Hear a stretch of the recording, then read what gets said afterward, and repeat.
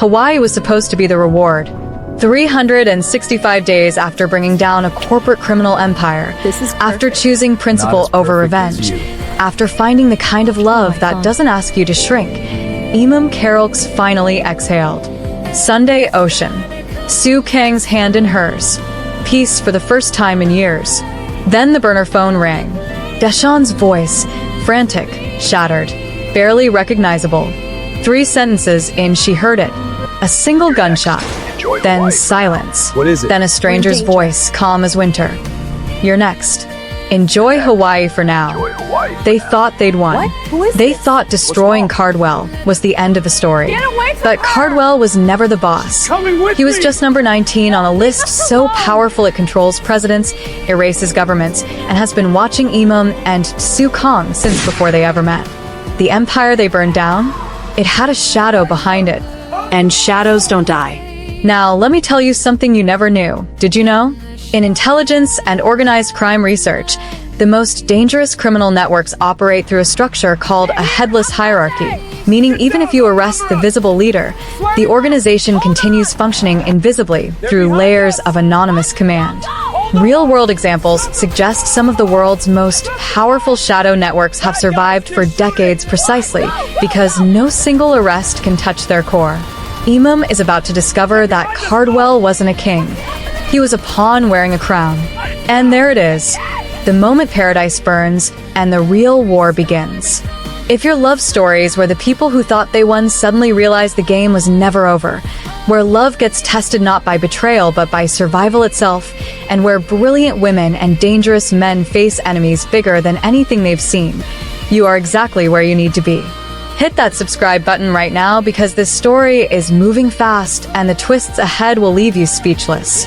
Smash that like button and drop a comment telling me, what's your current vibe and where in the world are you watching from? Are you huddled under a blanket at 2 a.m. knowing you have work tomorrow? Sneaking this in on your lunch break? Somewhere beautiful pretending to relax while your mind races? Drop your location and tell me, could you have survived that phone call the way Emem did? I'll be in the comments reading every single one. Hawaii didn't ask questions. That was the thing Emem loved most about it. The ocean just kept moving, indifferent and enormous, unbothered by everything she'd survived to get here. She was on the balcony, coffee cooling beside her laptop, half watching Sue Kang argue with a coconut vendor on the beach below. A year.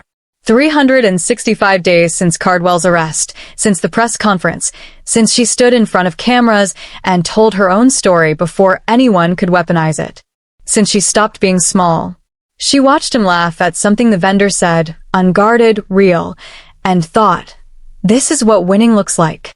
Then the phone rang. Not her phone. The one sitting on the balcony table that neither of them had touched since they arrived. A burner, kept out of habit. The kind of precaution Sue Kang insisted on even in paradise. The number was blocked. She almost ignored it. Almost. Emem. Deshawn's voice hit her like cold water. Fractured. Breathless. Completely unrecognizable from the man who'd once stood at an altar while she walked in and rearranged his entire world. Listen to me. Don't speak, just listen. They know where you are. They've always known. I found something, I found everything, and I need you to. A sound in the background. Movement. Something crashing. Deshawn. The drive. You have to find that. One gunshot. Clean. Close. Final. Then silence, so deep she felt it in her chest. Then a voice, calm, low, almost polite. You're next. Enjoy Hawaii for now. The line died. Did you know? Studies show the human brain processes a threat delivered in a calm voice as significantly more dangerous than one delivered in anger. Calmness signals control, and control signals power. That voice on the phone wasn't threatening Emem. It was informing her. Sue Kang saw her face before she said a word. He was through the balcony door in seconds, the coconut vendor forgotten, vacation mode gone like it had never existed. She played him the call. She'd recorded it instinctively, muscle memory from 3 years of building evidence, and watched his expression do something she'd only seen once before. In his village. On his knees. Fear. Controlled, but present. We're leaving, he said. Deshawn is gone. His voice was quiet. Certain. And whoever was in that room knows your number, knows this hotel, and knows we're sitting on a balcony in Hawaii. We're leaving now. They were at the airport in 40 minutes. On a flight to Seoul in 2 hours. They left everything except the clothes on their backs and each other. Emem didn't cry. She stared out the plane window at the Pacific disappearing beneath clouds and thought about a man she once loved badly, who apparently spent his final breath trying to warn her. The arithmetic of that was something she couldn't solve yet. So she filed it away and watched the ocean vanish. Seoul received them like it always did, cold, brilliant, indifferent. The city that had rebuilt Emem once was going to have to do it again. They were barely through the door of Kang's temporary safe house. The penthouse was too exposed, too known, when Min-jun called. His voice had the particular flatness of someone delivering news they wished they didn't have. Cardwell's dead. The television confirmed it before Kang could respond. Every major Korean news channel running the same headline. Prominent businessman James Cardwell found dead in custody. Apparent stabbing. Investigation ongoing. Apparent. As though there was any ambiguity. As though a man awaiting federal trial simply fell onto a blade. In criminology, prison assassinations targeting high-profile inmates are almost never spontaneous. Research shows they require coordination across multiple security layers, meaning someone inside the system authorized it. The real question is never who held the weapon. It's who unlocked the door. Emem stared at the screen, her analyst brain already working. Too fast. Too clean. Cardwell had been in protective custody, maximum security, monitored, isolated. Whoever reached him didn't slip through the system. They owned it. There's a message, Min-jun said carefully. He left it specifically for you, sir. Handwritten, sealed, handed to a guard 3 days ago. Like he knew. Kang took the photo Min-jun sent. 7 words, written in Cardwell's sharp, corporate handwriting. They are coming for you and her. They sat with that for a long time. No elaboration. No names. No explanation of who they were. As though Cardwell assumed Kang would already know, or would figure it out fast enough that spelling it out was a waste of dying breath. Emem pulled up every database she had access to. Cross-referenced Cardwell's known associates, financial movements in the weeks before his arrest, visitor logs, communication records. She built timelines, mapped connections, ran pattern analysis she'd refined over 3 years. Nothing. Every trail ended cleanly, neatly, cut rather than faded. The difference between a path that went nowhere and a path that had been deliberately erased. Someone tidied up behind him, she said quietly. Before he even went to trial. Whoever this is, they were preparing for his removal before we even handed evidence to the prosecutors. Which means they watched the entire investigation. Which means they let it happen. She looked up. Kang. They let us take down Cardwell. They wanted him gone too. That landed in the room like a stone dropping into still water. They weren't hunters who'd caught their prey. They were instruments used deliberately by something larger and older and incomprehensibly more dangerous than anything they'd faced before. Before either of them could speak, Emem's phone rang. A Seoul number she didn't recognize. She answered. Emem. Sophia's voice, barely above a whisper. 15 minutes. I'll send a location. Come as close to alone as that man will allow you. A pause. And please hurry. I don't have much time before they notice I'm gone. This story isn't slowing down. It's just getting started. If you felt every word of that, you already know you belong here. Hit subscribe right now and turn on the notification bell because you don't want to be the last one to know when the next jaw-dropping video drops before you're ready, and trust me, you do not want to be the last one in the room when it does. This is your world now. Don't leave it. The location Sophia sent was a underground car park in Mapogu, the kind of place that existed in every major city specifically because it was forgettable. 3 levels down, column J, away from the cameras. She'd clearly thought about it. Kang wanted to send a team first. Emem said no. Whatever Sophia was carrying, it would only come out in the open if she felt safe enough to speak. So they compromised, Su Kang beside her. Two men stationed invisibly at the entrance. Close enough to matter. Far enough to not. Sophia was already there when they arrived, standing beside a gray car that wasn't hers, wearing a coat 2 sizes too large. Emem noticed the coat first. Then she noticed why. A small, unmistakable curve beneath the fabric. 1 month, maybe less. Sophia's hand rested against it unconsciously, the way new mothers do before they even know they've started doing it. Neither of them spoke for a moment. A year of silence between two women who once knew everything about each other, standing in a concrete basement under fluorescent lights that made everyone look guilty. You came, Sophia said. You called, Emem answered. Did you know? Psychologists call the phenomenon of protecting someone by pushing them away protective deception. It is most commonly documented in cases involving organized crime families, where loved ones are deliberately excluded, sometimes through engineered conflict, to keep them outside the system's reach. Sophia looked wrong. Not the pregnancy, the fear. The particular brand of exhaustion that came not from sleeplessness but from sustained terror, the kind that rewired your nervous system until stillness felt dangerous. Emem had seen it once before. In the mirror. 8 months after leaving Deshawn, when she thought surviving meant she was fine. How long have you known they were watching? Emem asked. Sophia blinked. How did you? You're wearing someone else's coat. You sent a location you've clearly scouted. You told me not to be followed, not to bring people, then clocked Su Kang's men at the entrance and said nothing because you expected them. Emem stepped closer. You've been operating scared for a long time. How long? Sophia's composure cracked along a hairline fracture. Since before the wedding. Sophia talked for 22 minutes, without stopping. Emem counted, because counting was the only thing keeping her grounded while the entire architecture of the last 3 years rearranged itself around her. Phoenix. Not a metaphor. Not a code name for a division or a shell company.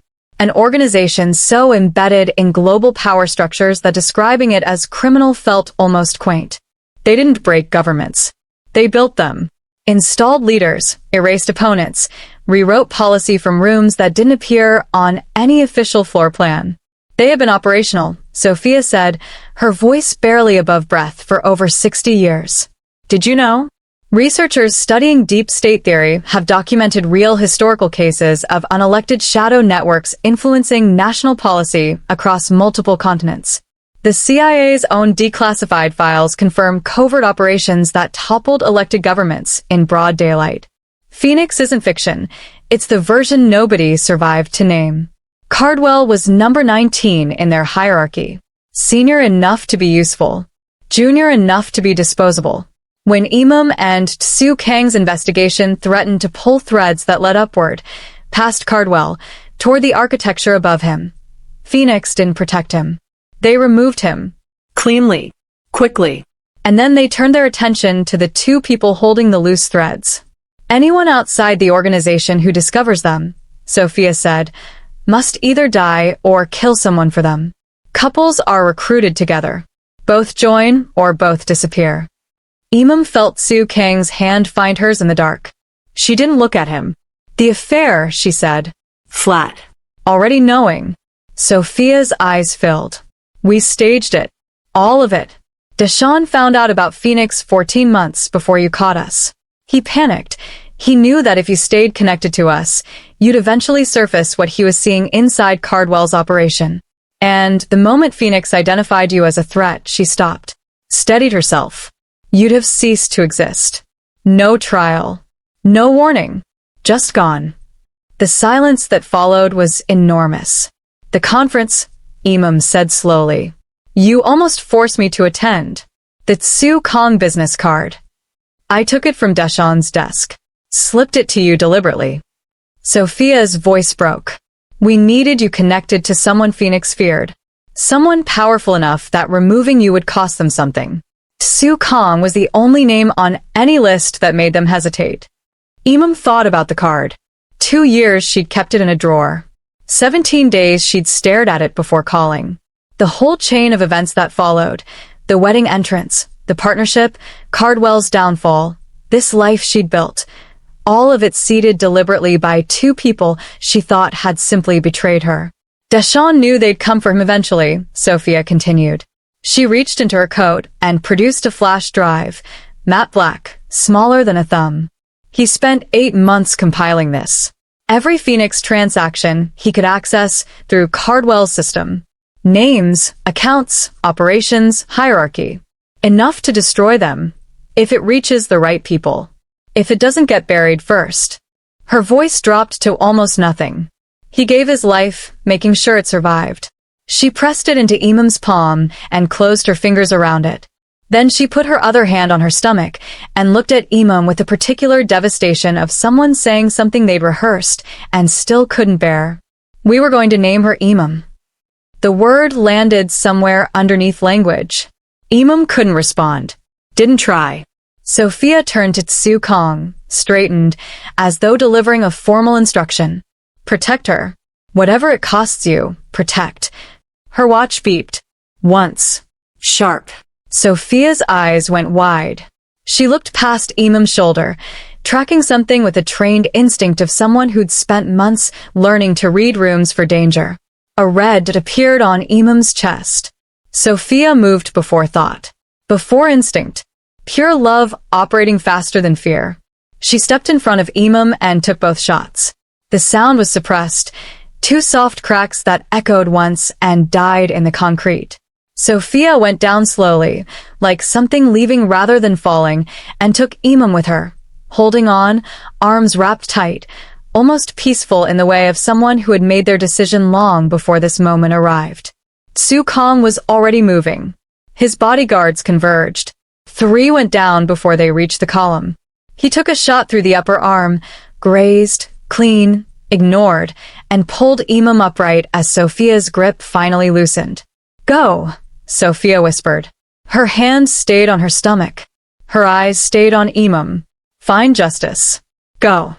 They ran. If your heart is still racing, that's exactly why you need to subscribe. We don't do forgettable here. We do cinematic. We do emotional warfare.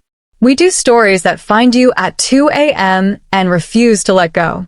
Hit that subscribe button, ring the bell, and drop a comment right now. And tell me whose team you're on? Because I'm in the comments and I'm reading every single one. The car was already moving before Emem's door closed. Tsu Kang's driver, one of 2 men who hadn't been stationed at the column, navigated out of the car park at controlled speed because controlled speed didn't trigger cameras the way panic did. Tsu Kang had taught her that in another lifetime, when their biggest problem was a corporate criminal with offshore accounts. Emem's hands were shaking. She pressed them flat against her thighs and watched Seoul blur past the window and thought about Sophia's arms. The way they'd held on. The deliberateness of it. Not the grip of someone falling, but someone choosing, making the last conscious decision of their life a shield for someone else. She didn't cry. The grief was too large for tears yet.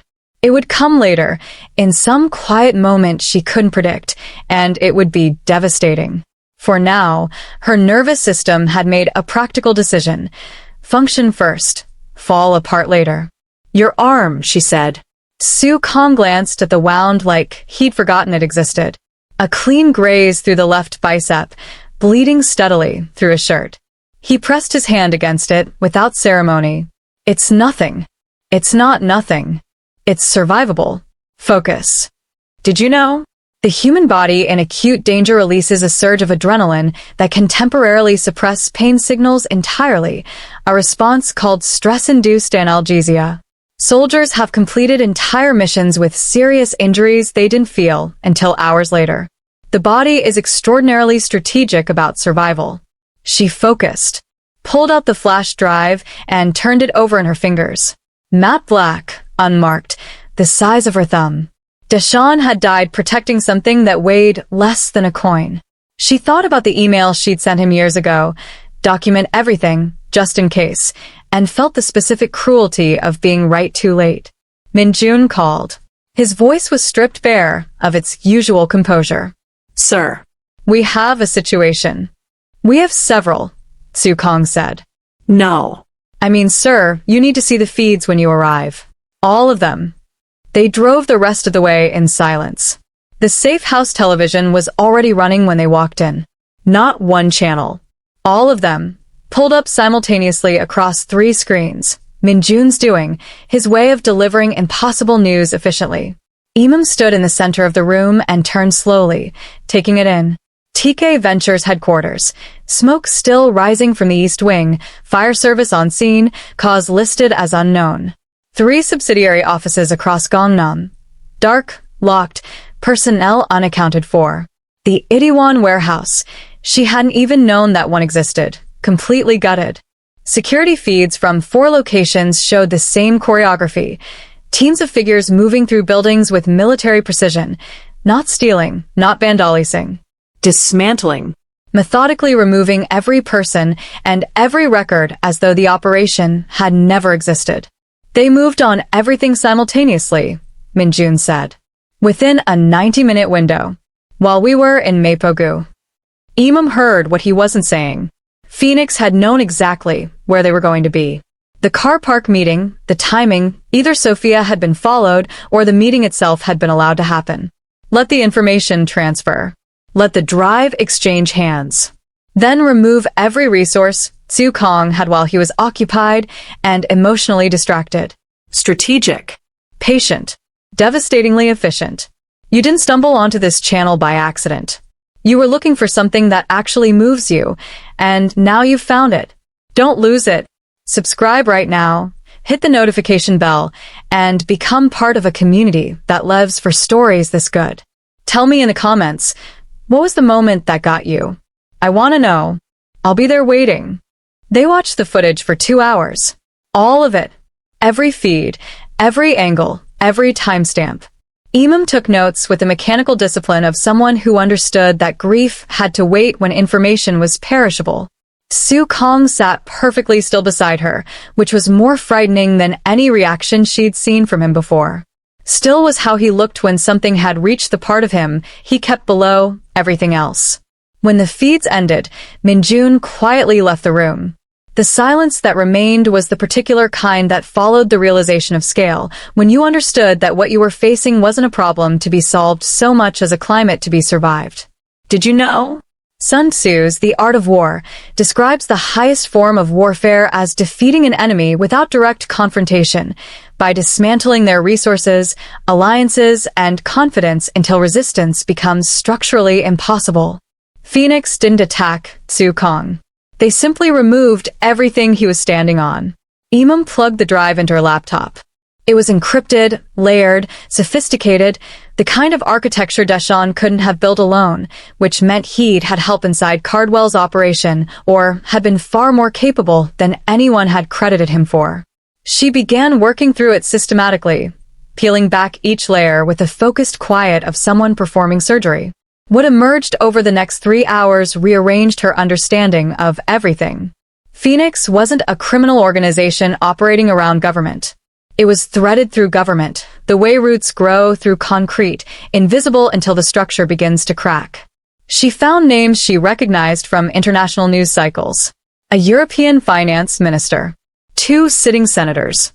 A central bank governor whose face had been on the cover of a respected economic magazine 4 months ago. A Korean presidential aide whose signature appeared on 17 documents authorizing transfers that official records suggested didn't exist. Cardwell's operation, the empire she and Su Kang had spent weeks dismantling, was a single branch. Phoenix had dozens. Maybe more.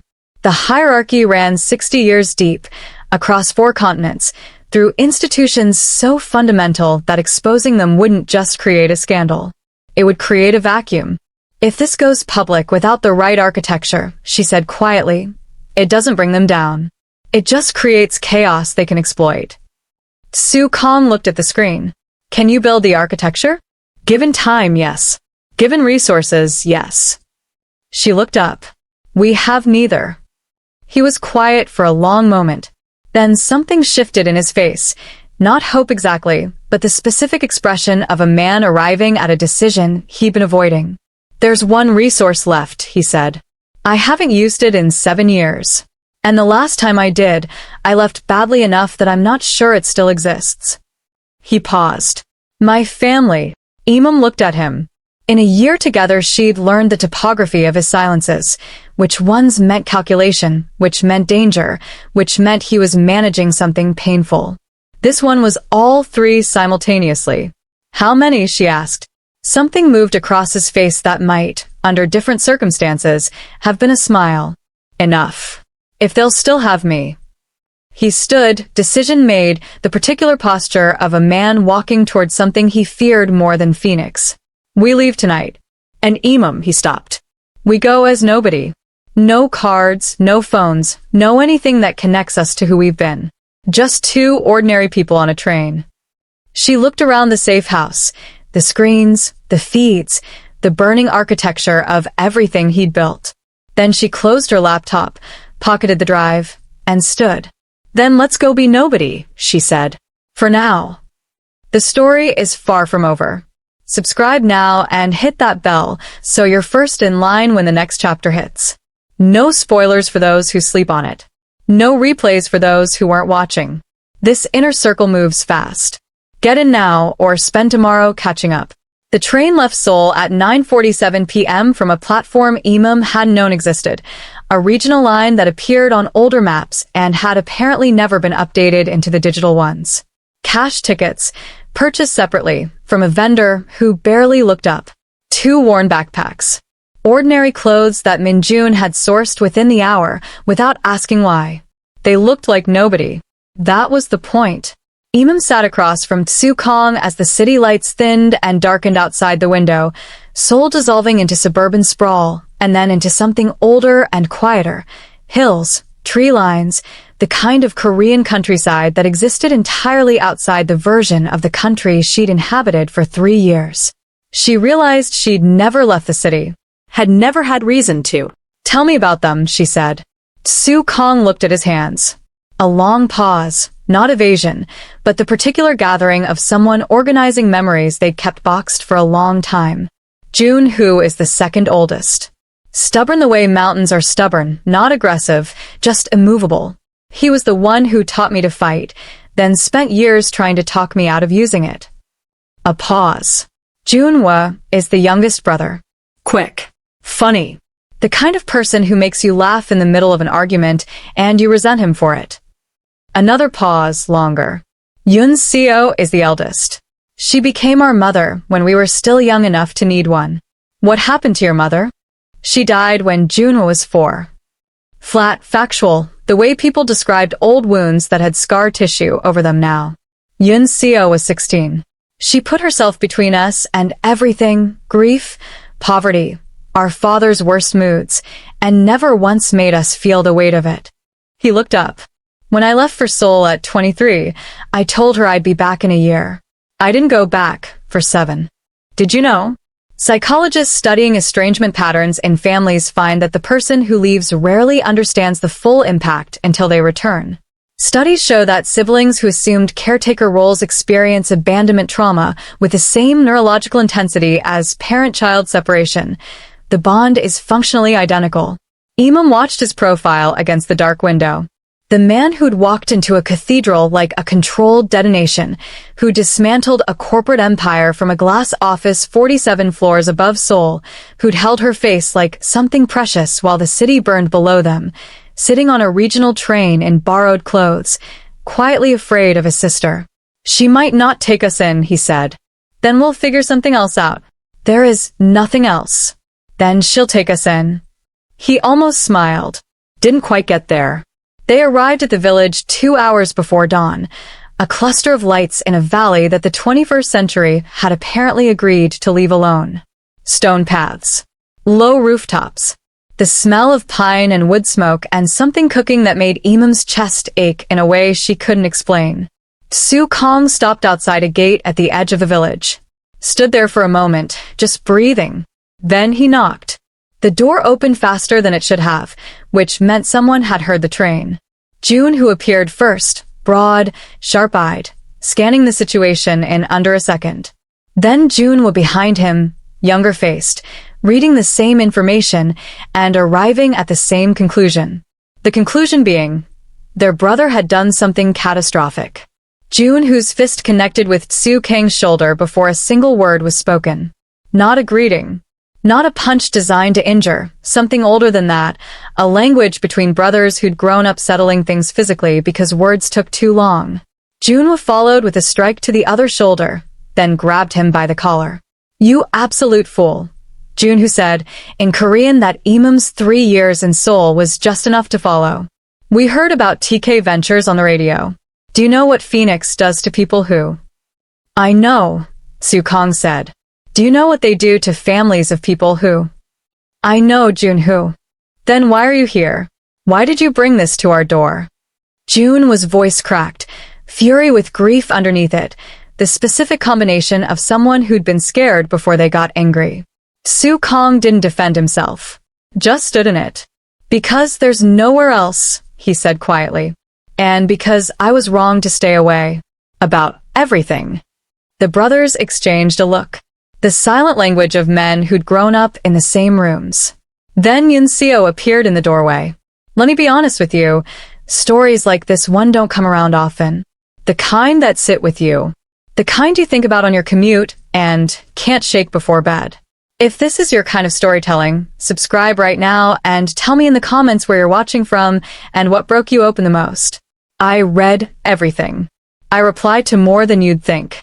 She was smaller than Emem had imagined. That was the first thing.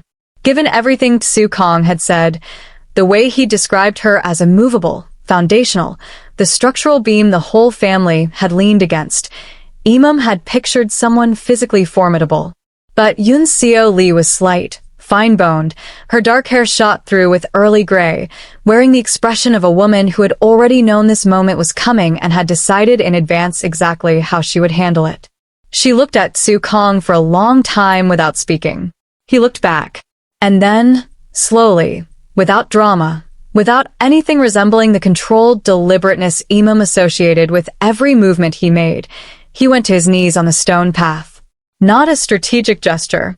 Not calculated contrition. Just a man reduced to the truth of what he owed someone, in the only language adequate to express it. Emem felt something shift in her chest that she didn't have immediate words for. Did you know? In traditional Korean culture, the act of kneeling, particularly before an elder sibling who assumed a parental role, carries the same ceremonial weight as bowing to a parent. Confucian social philosophy, which still underlies much of Korean family structure, considers this acknowledgement of debt a prerequisite for reconciliation. Without it, no conversation can truly begin. 7 years, Yunseo said. Her voice was quiet, controlled in the way of someone who had rehearsed control because the alternative was something she couldn't afford. Do you know how many times I made Junwoo drive to Seoul to check if you were alive? Do you know what it cost me every time he came back with photographs of you in your glass building, in your expensive suits, at your business dinners, perfectly alive, perfectly fine, perfectly unbothered by the family you left behind? Kang said nothing. There was nothing to say. Your father died believing you were ashamed of us, she continued. Of where we came from. Of what this family is. She looked down at him. Were you? A long pause. No, he said. I was ashamed of myself. Of how I'd gotten to where I was. I thought if I came back, you'd see it too. Yunseo was quiet for a moment that lasted the length of several ordinary moments. Then she looked past him, directly at Emem. A clear-eyed, comprehensive assessment that lasted approximately 4 seconds and felt considerably longer. You're the woman from the news, she said. The analyst. Yes, Emem said. You're the reason he's in trouble. We're the reason each other is in trouble, Emem said. And the reason each other is still alive. Both things are true. Something moved across Yunseo's face. Not a smile exactly, but its precursor. Recognition, perhaps, of a particular kind of honesty she respected. One night, she said to Kang. You sleep, you eat, and tomorrow morning you explain everything, and then you leave. I won't have Phoenix near this village. She turned back toward the door. Both of you. Inside.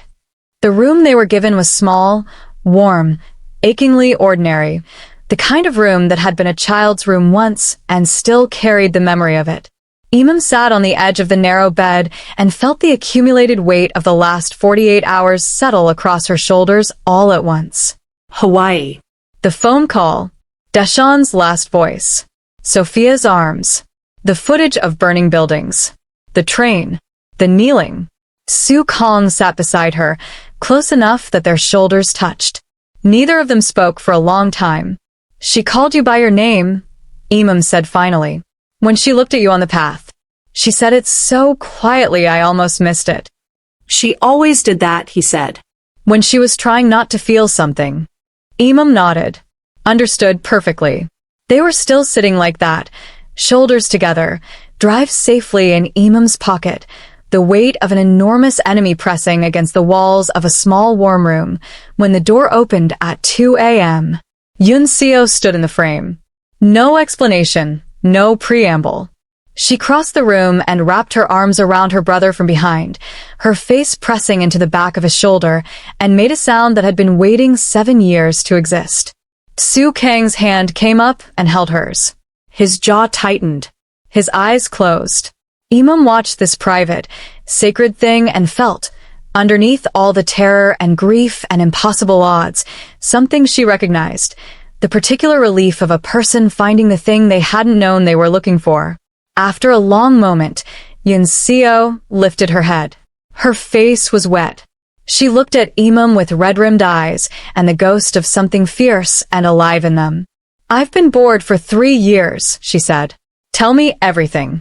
And start from the beginning. She settled into the chair across from them, pulled her knees up like a teenager, like the girl she'd never quite gotten to be.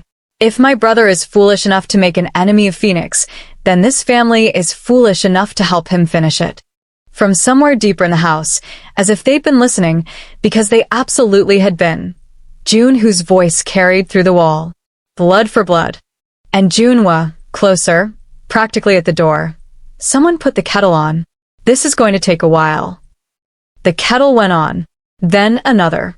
Then someone produced food from somewhere, the kind of meal that appeared in Korean households as a reflex response to crisis, banchan materializing from refrigerators, rice starting without anyone announcing it. By 3 a.m. the small house was warm and full and smelling of doenjang jjigae, and Emem was sitting at a low table across from 3 siblings who had apparently decided collectively, without formal announcement, that they were at war. She walked them through everything. All of it, from Hawaii to the car park to the footage of burning buildings, with the flash drive open on her laptop as evidence. She didn't soften it or sequence it for comfort. These were not people who needed information managed for them.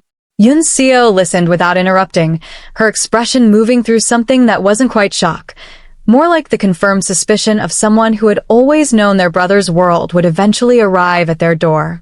Junwoo listened with his arms crossed and his jaw set, the specific posture of a man building a tactical response in real time. Junwoo listened with his eyes moving between Emem and the screen, occasionally glancing at his brother with an expression that contained equal parts fury and loyalty and the helpless affection of someone who had never once, despite everything, stopped being on his sibling's side.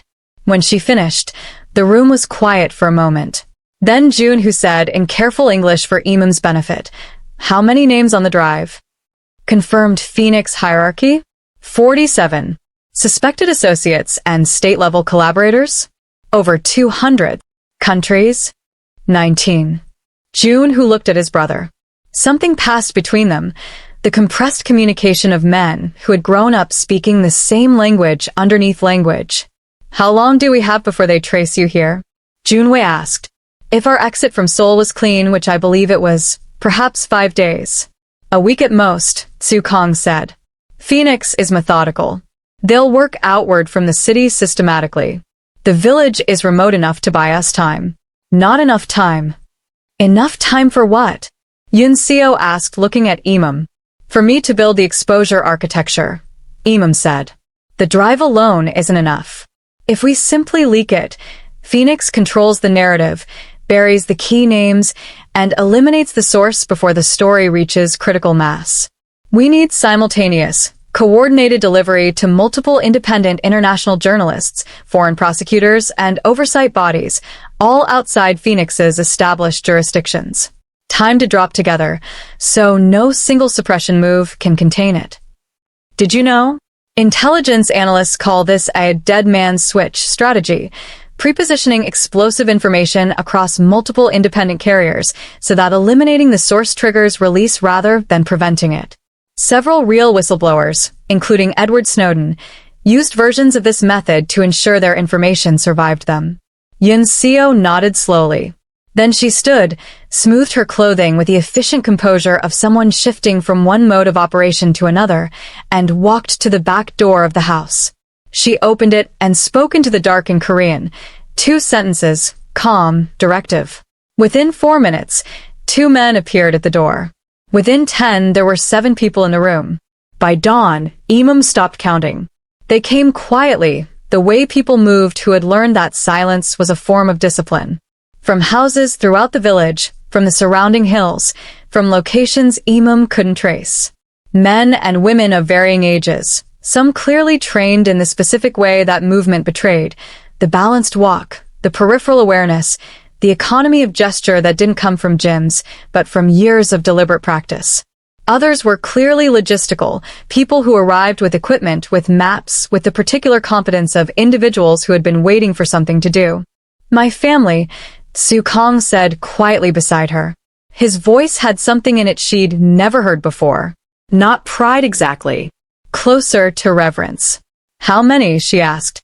Here in the village and the surrounding area, cousins, their families, our teachers, and their students, approximately 2,000. Emem turned to look at him. 2,000, she repeated. I told you I hadn't used this resource in 7 years. He met her eyes. I didn't say it had been idle. By mid-morning, the village had transformed without appearing to change. From the outside, it still looked like what it was, a quiet interior settlement, unremarkable, forgotten by metropolitan Korea. But inside its perimeter, a command structure had assembled with the speed and precision of something that had been rehearsed, if not for this exact situation, then for the principle of it. June, who took tactical coordination, movement, perimeter, personnel. Junhwa handled communications, building an encrypted relay network using equipment that Emem noted was considerably more sophisticated than the village's exterior suggested anyone should own. Yoon Seo managed everything else, which turned out to be most things, moving between conversations with the unshowy authority of someone who had been running operations since she was 16 and had simply never stopped. Emem set up at a table in the main room with her laptop, the drive, and 3 of the family's younger members who turned out, quietly astonishingly, to have degrees in computer science and financial analysis. They'd been living in the village by choice, she gathered, a choice that now made a different kind of sense. She began building. The architecture of exposure, careful, layered, irreversible. Kang moved between rooms. Coordinating, listening, occasionally translating. She watched him operate within his family the way she'd watched him operate in boardrooms and gardens and safe houses, and understood that this version of him was the original.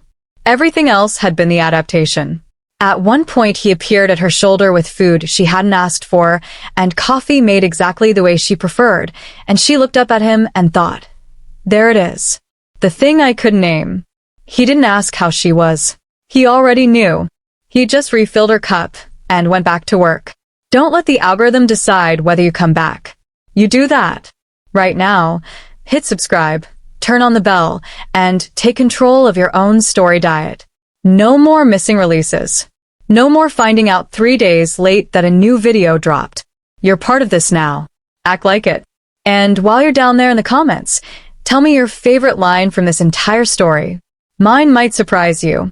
3 days into the village operation, Emem finished the architecture.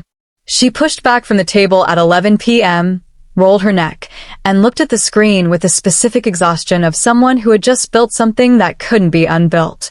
14 international journalists across 9 countries, all independently verified, all outside Phoenix's documented jurisdictions, all contacted through encrypted channels that Junhwa had constructed with the casual competence of someone who found this straightforward.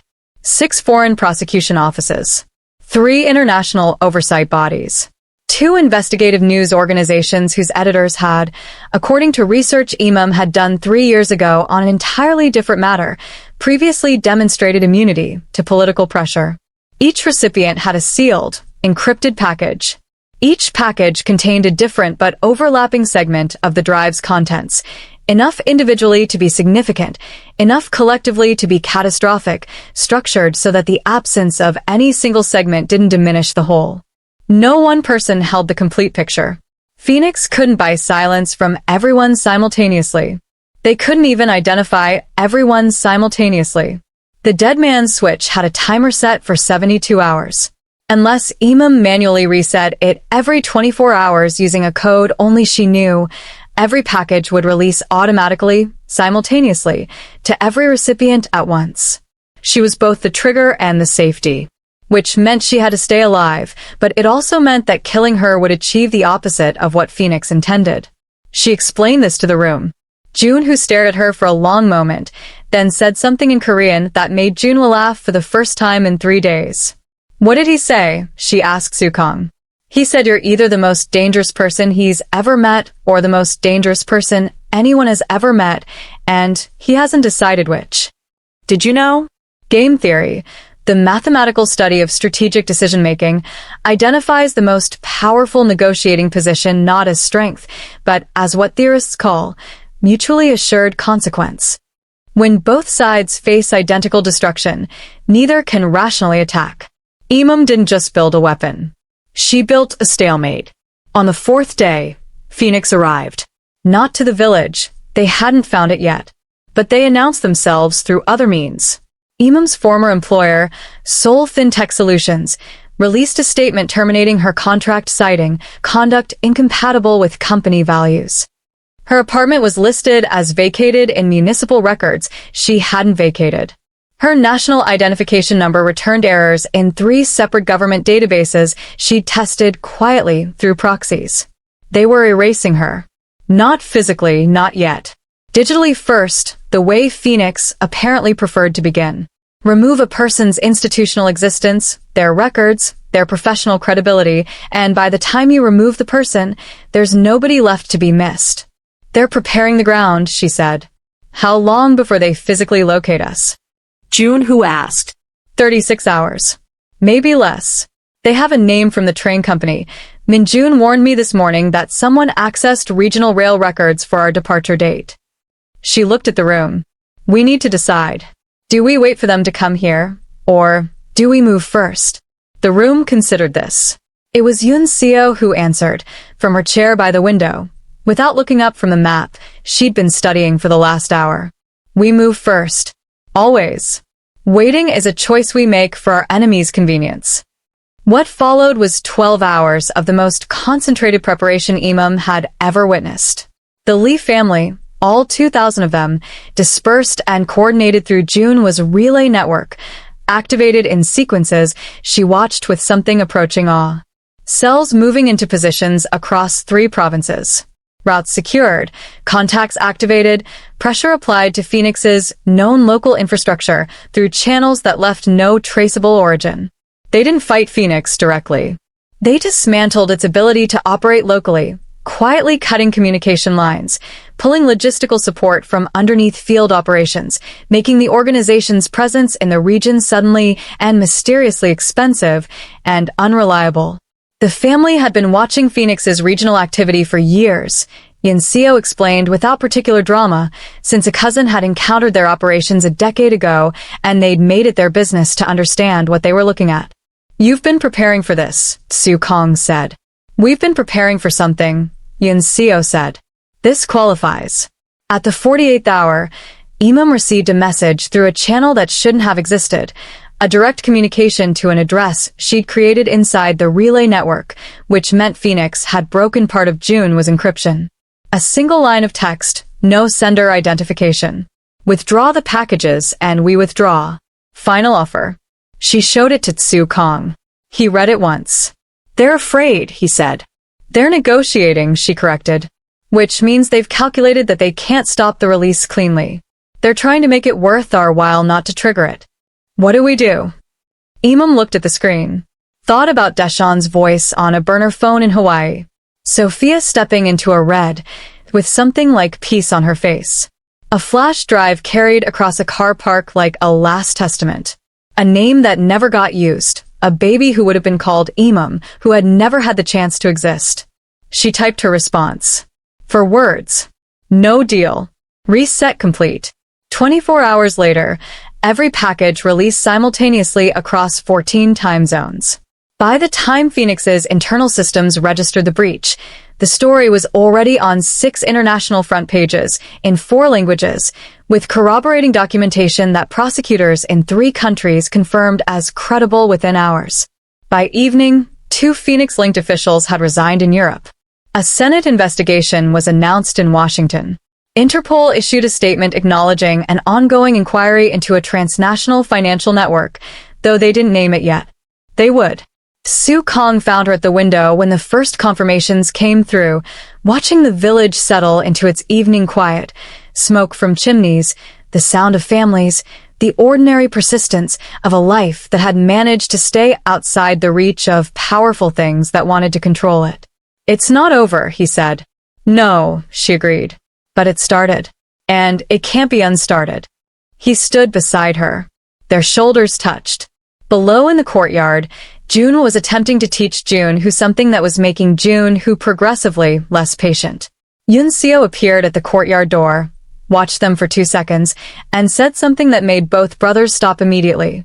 She caught Emem's eye through the window and lifted an eyebrow, the universal expression of a woman who had been managing men her entire life and found it simultaneously exhausting and deeply satisfying. Emem smiled, felt it reach her eyes, which surprised her. She's extraordinary, she said. She is, Kang agreed. She always was. He was quiet for a moment. Then, I owe you an apology. For Yuna. For the information I withheld in the beginning, because I thought I was protecting you. You were controlling me. Yes. In the name of protection, which is what people tell themselves when they can't distinguish the two. He looked at her steadily. I'm better than that with you. Or I want to be. It was the most honest thing he'd said that hadn't been extracted by crisis. She recognized the weight of it, what it cost someone like him to offer accountability without condition. Then be better, she said simply. I'll notice. I know. His hand found hers. That's why it matters. Outside, Seoul was somewhere beyond the hills, burning with its usual brilliant indifference. Phoenix was fracturing across 19 countries. The world was shifting, barely visibly, in the way that worlds shifted when information too large to suppress finally found its way into enough hands. And Emem Karolk stood in a village that had never appeared on any important map, holding the hand of a dangerous man who was learning, slowly and sincerely, how to be known and felt for the second time in her life, like the author of her own story. This time, she intended to keep it that way. Don't let the algorithm decide whether you come back. You do that. Right now, hit subscribe, turn on the bell, and take control of your own story diet. No more missing releases. No more finding out 3 days late that a new video dropped. You're part of this now. Act like it. And while you're down there in the comments, tell me your favorite line from this entire story. Mine might surprise you.